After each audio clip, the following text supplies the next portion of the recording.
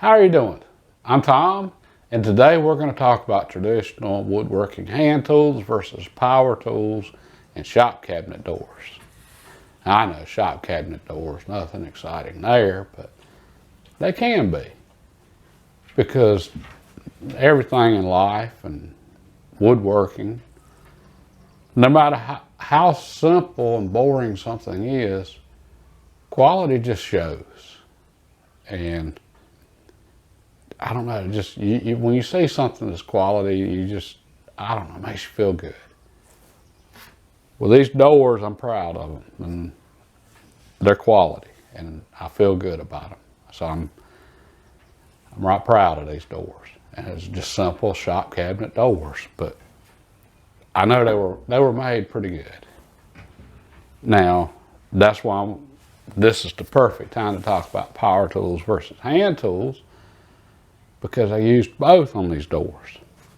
And the reason I used both, well, when I started this project, shop cabinets here, I got put on furlough like so many of you. Well, as soon as I started the doors, I started them with hand tools, I got called back to work.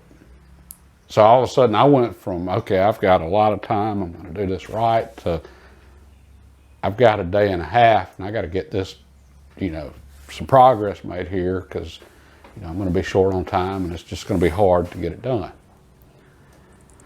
Well, I went back to work, and now, that was last week. I left work Friday afternoon. Well, boss called Friday afternoon and told me I'm on furlough this week. So this has just been a roller coaster as far as planning and time and so forth. Well, and hey, that's life, But when I was in a rush, I broke out the power tools. And that's the difference between hand tools and power tools right there in a nutshell. Traditional woodworking hand tools are more precise. I can take off a thousandth of an inch off this board with a hand plane. I mean, that's precision there. The problem is it takes forever if you've got a lot of material to remove. With the power tools, they're quick. Problem with them, though, is they remove too much material too quickly, and it's really hard to be precise. That's why you got all your jigs and everything else, and you got to set all that up, and this, it's just two different ways to approach it. And it's all depending on, what you're after and what you're trying to do. If you're in a hurry, power tools. All right, if you've got time, I prefer the traditional tools. And, joinery is also an issue here. So first, let me show you how a traditional floating panel door is constructed, for those of you that don't know. Okay, on a traditional floating panel door, you've got stiles and rails. Okay, your stiles are your vertical pieces, your rails are your horizontals. Your rails have tenons on the end. Your stiles have mortises cut in them, and then the tenons go into the mortises. All right, so the whole thing goes together like a Lego set. The center panel is floating. This moves right here. Well, the reason for that is, all right, in this instance, I didn't use real wood because I didn't have real wood. And with all the quarantining, shutting down, social distancing, and everything else, I knew there wasn't much chance of getting any at this particular moment. And I didn't need to be getting it. So I wanted to use everything I had here in the shop. And I happen to have some scrap, 1/8 inch thick plywood. Well, plywood doesn't expand, but real wood does. So you make it so that it floats, so that there's gaps in here that you can't see inside of the grooves cut into all the way around. Then your wood can expand. And this cabinet here has real wood in the panels. So that's why you do that. I still wanted to go with traditional doors for this, even though I was using plywood panels. And that's good, because this wood here is still going to move a little bit. And there's a lot of ways to build a door. You can, modern ways, different joints and so forth. But I haven't found anything yet that beats a traditional door as far as looks, quality, durability. There's a reason they built them the way they did for so many years. I mean, when you go into an old Victorian house and you see the door that's, looks like it weighs a ton and it's got all the panels, it was built the same way as this, all right? And yeah, that door might look rough and old and tons of paint on it, but that door's 100 years old. The new doors, they're not going to last 100 years.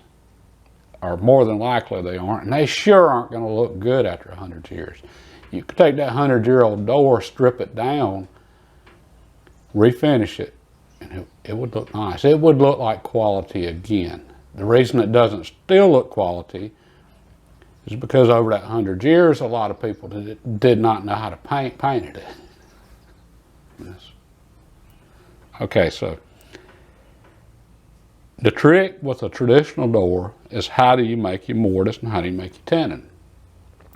And you can use power tools for both, and you can use hand tools for both. And of course, traditionally it's done with hand tools. All right. So what I did was, after I laid everything out and got my lines laid out on where I needed my cuts, I started by making my mortises with chisel, and I cut my tenons with a handsaw.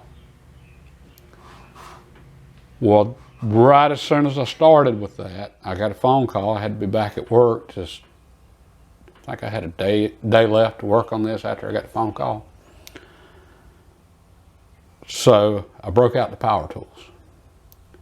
Well, then I cut my tenons on the table saw using a jig just for cutting tenons.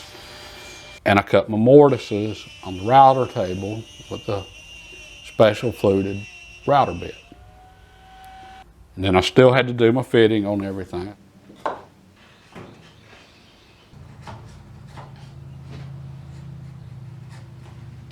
Still had to do my glue up and so forth, and I still had to cut my groove in the center for the panel and cut the panel up.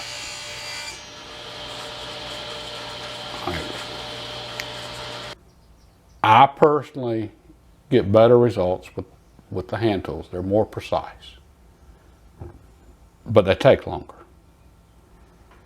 When I got the phone call and found out I didn't have time on these, that's when I broke out the power tools.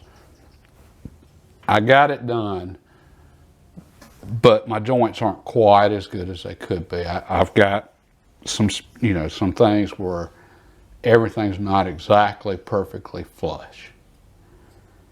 And I've got a small gap right here. I don't even think you can see it on the camera from there, but I can see it. And when I'm making something, I'm aiming for perfection. I never hit it. I mean, I don't think any woodworker does, but that's what you aim for. And then each time you make something, you hopefully get better and better at making it. My joints would have been better with the hand tools. I would have had better fit.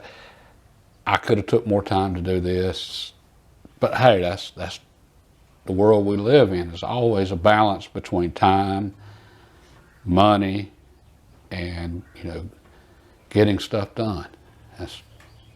Once I put everything together, I went with glue on my mortise and tenons. I started to use a drawboarding where you put pegs in, and I wanted to do that, but hey, that wasn't an option for these just because of the time factor.